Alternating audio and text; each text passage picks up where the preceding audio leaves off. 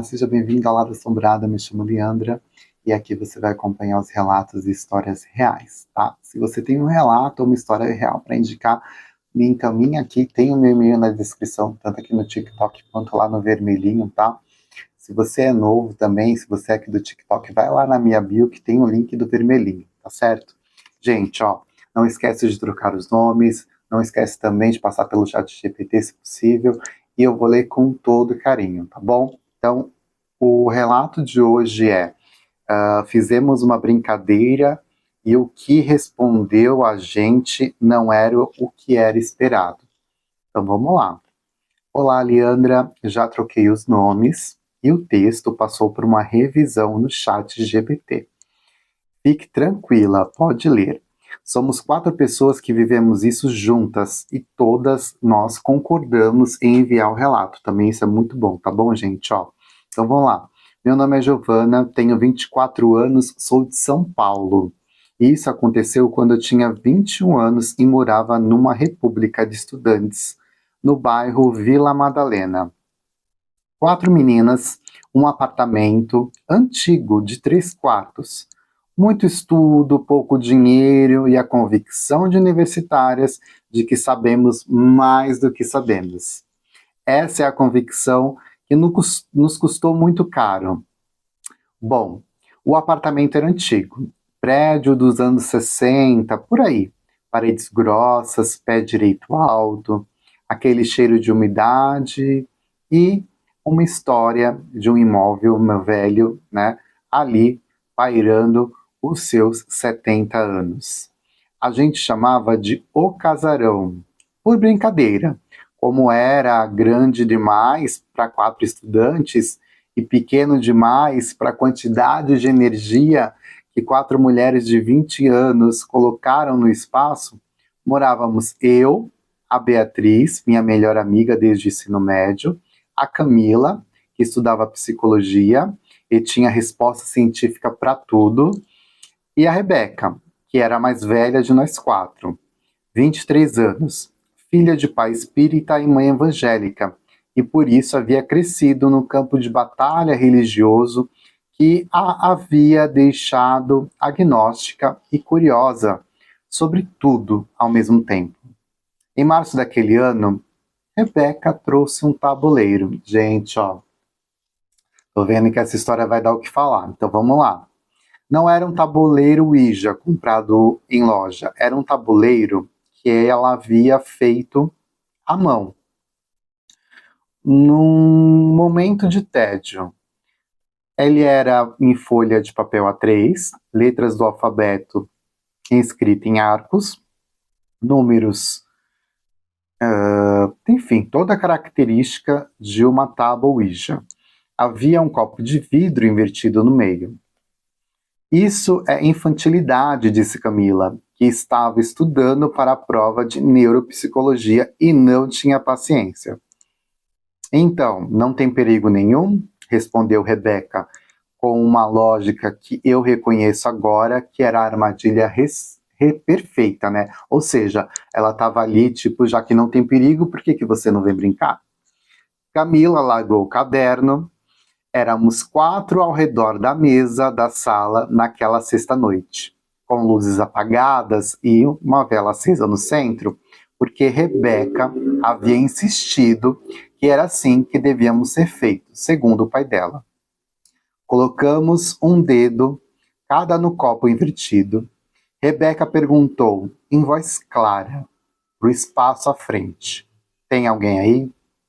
O copo não se moveu. Por talvez uns 2 minutos.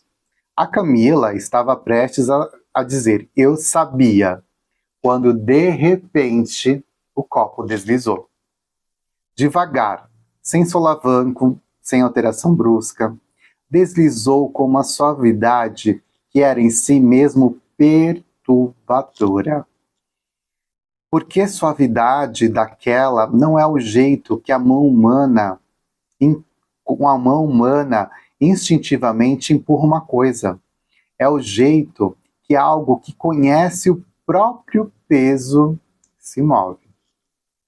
Foi até o sim. Parou. Nenhuma de nós disse nada por um momento. Beatriz, que eu conheço desde 14 anos, que é a pessoa mais difícil de assustar que eu já conhecia, estava com a mão levemente tremendo. Eu sentia o tremor através do copo. Rebeca respirou fundo e perguntou: "Quem está aí?" O copo começou a se mover. O nome foi letra por letra, devagar, no começo. Depois, com mais fluidez, como se estivesse encontrando um ritmo. E, L, I, A, S. Elias. Rebeca repetiu em voz alta. Você morou neste apartamento? E o copo foi para o sim. Quando? O copo foi para as letras e voltou. 1, 9, 7, 4. 50 anos antes. A Camila, a cética, a de neuropsicologia, estava tão quieta que eu podia ouvir ela respirando. Elias, você está bem? O copo demorou, mas dessa vez, depois foi até o não. Por quê? Uma letra de cada vez mais devagar, como se custasse. P, R, E, S, O. Preso. Ficamos em silêncio, processando aquela palavra, quando Rebeca, seguindo um roteiro que o pai dela havia lhe ensinado na infância, perguntou: Preso onde, Elias? O copo não respondeu imediatamente. E quando começou a se mover de novo, algo havia mudado. Não saberia explicar como a gente soubemos. A velocidade era diferente. A suavidade havia sumido. O copo se movia agora com uma urgência, sem elegância, batendo lentamente nas letras antes de seguir para a próxima, como se a paciência tivesse acabado. As letras que foram saindo não formavam nenhuma palavra em português. Eram sequências sem sentido, consoante sem vogal, grupo de letras que o olho tentava organizar e não conseguia. Como se algo ali tivesse assumindo o copo e não conhecesse o idioma ou não se importasse com ele. Rebeca diz em voz baixa. Encerra. Deixa eu encerrar agora. Rebeca disse a fórmula que o pai havia ensinado, algo sobre agradecer a visita e fechar a comunicação. Disse para o espaço à frente que a sessão estava encerrada. O copo continuou se movendo. Tiramos o dedo do copo ao mesmo tempo. O copo continuou deslizando pela mesa por talvez uns 3 segundos, sem ninguém tocando. Depois parou no centro do tabuleiro. Acendemos as luzes, ninguém falou nada. A Camila foi para a cozinha buscar água e voltou com o copo cheio, sem ter bebido nada, apenas segurando. Rebeca estava olhando para o tabuleiro com uma expressão que eu nunca havia visto no rosto dela. Meu pai disse que se a comunicação foi interrompida sem encerramento adequado, a sessão não fecha. Você encerrou, né? Diz Beatriz. Encerrei a nossa parte, mas aquilo não respondeu ao encerramento. Ficamos acordadas na sala, com as luzes todas acesas naquela noite. Não por um acordo, simplesmente nenhuma de nós conseguíamos dormir. Ficamos ali, conversando sobre qualquer outra coisa, fingindo normalidade até o amanhecer. Por volta das 3 da manhã, a vela que estava apagada sobre a mesa, que nenhum de nós havia ali apagado, acendeu novamente sozinha. Durante a semana seguinte, coisas aconteceram no apartamento que eu vou descrever da forma mais direta possível, porque não quero que pareça mais dramático do que foi, e já foi dramático o suficiente. O copo de vidro que havíamos usado no tabuleiro aparecia fora do armário pela manhã, sempre na mesa da sala de centro, sempre invertido. Sons no corredor entre 2 e 4 da manhã. Não passos exatamente, mas uma movimentação, uma presença e algo que ocupa o espaço e faz o ar reagir. A Beatriz acordou 2 vezes falando, dormindo no idioma que ela não reconhecia acordada e que nenhuma de nós reconhecia. E a Camila que tinha resposta científica para tudo, parou de dormir no próprio quarto e passou a dormir no quarto da Rebeca, sem dar explicação. Quando eu perguntei, ela disse apenas: tem algo que fica parado na porta do meu quarto. Eu não vejo, mas eu sinto que está lá e fica me olhando. No 5º dia, Rebeca ligou para o pai. Não contou tudo, contou o suficiente. O pai, em silêncio por um longo tempo, do outro lado da linha, disse uma frase que a Rebeca repetiu para a gente, palavra por palavra. Quando a sessão não é fechada corretamente, você não deixa o espírito ir, você deixa a porta aberta. E a porta aberta não é convite só para quem você chamou. Perguntou se o Elias havia respondido à pergunta sobre onde estava preso? Rebeca disse que não, que algo havia mudado antes da resposta. O pai dela fez silêncio novamente. Então, o Elias provavelmente foi embora quando o ambiente mudou. O que ficou não era o Elias. O pai veio de Campinas no dia seguinte. Não vou descrever em detalhes o que o pai da Rebeca fez no apartamento. Ele pediu que não fotografassem, que não filmassem, que não comentassem enquanto ele trabalhava. Respeitamos. O que posso dizer é que levou quase 3 horas, e ele trabalhou em todos os cômodos, e no corredor ficou por muito tempo parado, de olhos fechados, falando em voz tão baixa que nem eu conseguia distinguir palavras.